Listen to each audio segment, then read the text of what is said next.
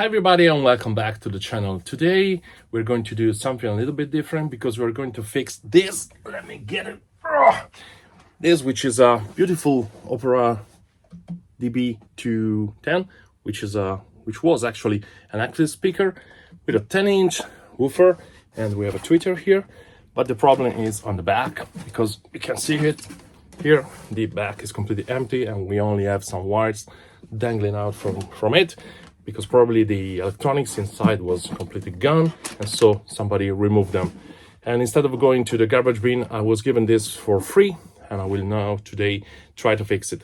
And we're going to do it the cheap way, because that's the way I like it here, to fix it in an most inexpensive way, and also without any kind of soldering. So I will try to do it in a very simple way, which doesn't require soldering, and with just a couple of external modules. And what do we need in order to restore this? Of course, we need an amplifier. So this is a very small amplifier module I bought from AliExpress. Every link is in the description, and it's an affiliate link. And if you're going to buy using this, thank you. It's a very simple amplifier module. It's a stereo module, so we are only going to use the left speaker. And it also has a USB input. It has a jack, a mini jack input. I will convert it to a normal standard jack, and a volume knob. And then we also need to have some kind of crossover. So this will basically get the audio in from the amplifier module and then split out two different outputs, one for the woofer, so the bass frequency, and one from the tweeter or the treble speaker. And again, this is a very cheap and inexpensive module from AliExpress. I choose this, which is a 250 watt, which is way bigger than what we need, but just in order to stay safe with the volume. And the amplifier needs some kind of power supply, so you can fit it with anything between 9 volts and 24 volts. And I found this old, I don't know, a laptop or something like that, PSU. I had it in the garage. You can get everything you can find, maybe a used one or an old one that you get in your garage.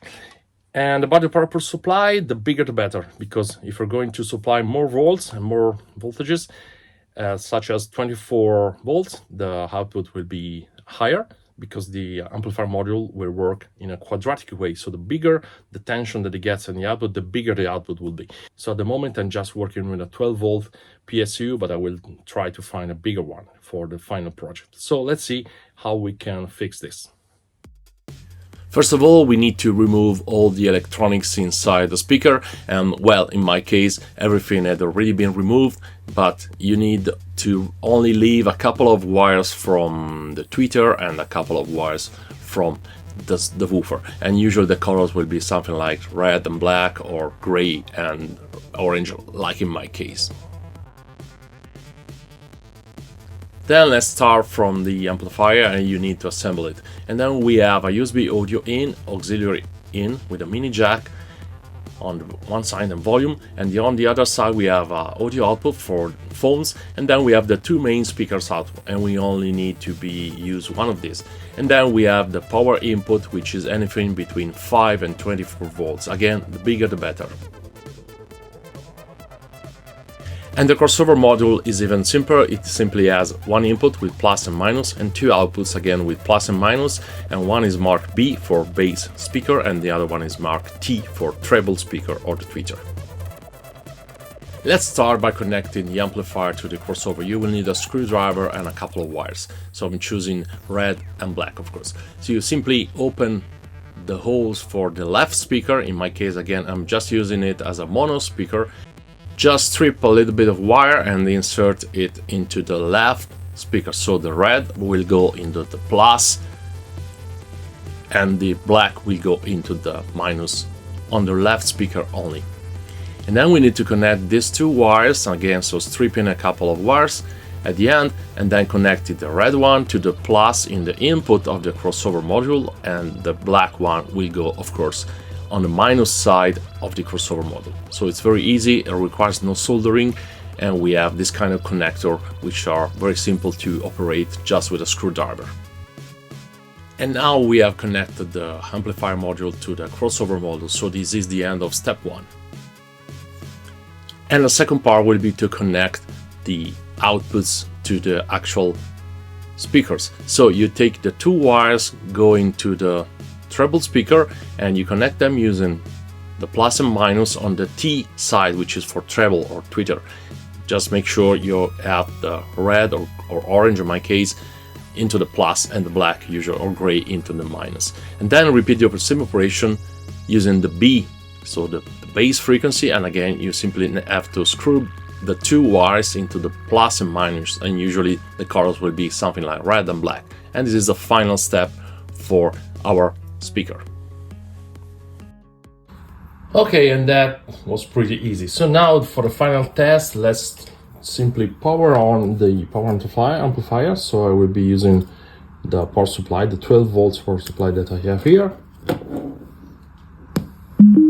Yeah, and it does some noise on the speaker, so it's initializing. And then for this simple test, I'm just using my unburning console with the AM8 emulator. So let me connect it to the input. By the way, I'm just using a mono cable, just because I plan to use this as a stage monitor. This speaker will be used on stage. Okay, let me power on the unburning, and we'll see that it's working. And yeah, we have plenty of volume. So let me just test the volume. So this is, of course, 0 volume.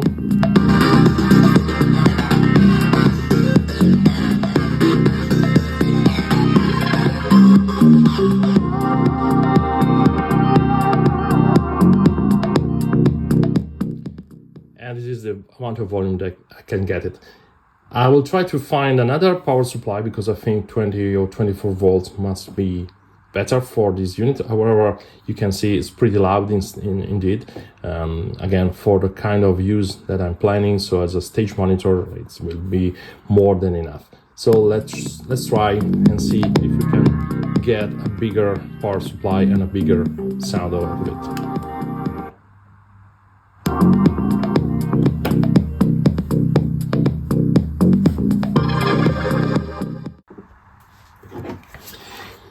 Yeah, I knew I had something 24 volts. So you see here we have a very old Epson 24 volts. It's a little bit low on the ampere because it's only have 1.4 ampere, but I think it will be more than enough. I never throw away any power supply because it can be useful in the future. The only problem is that, yeah, this power supply has an uncompatible. This is not compatible. The plug is not compatible, so we need to cut it. And luckily, the amplifier module also comes with this, which is a very handy converter for any kind of power supply, and you have the correct input here. So it's a very basic operation. We simply need to cut a couple of wires and then to connect them here.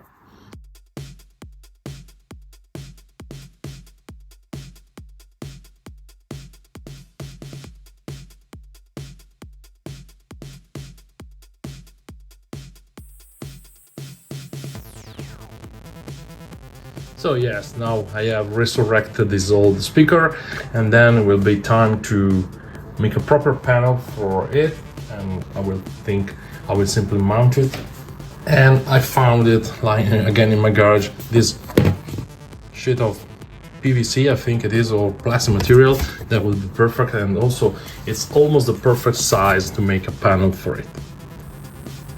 And I simply cut the sheet of PVC with a cutter, and you see it's nearly perfect for the back of the unit.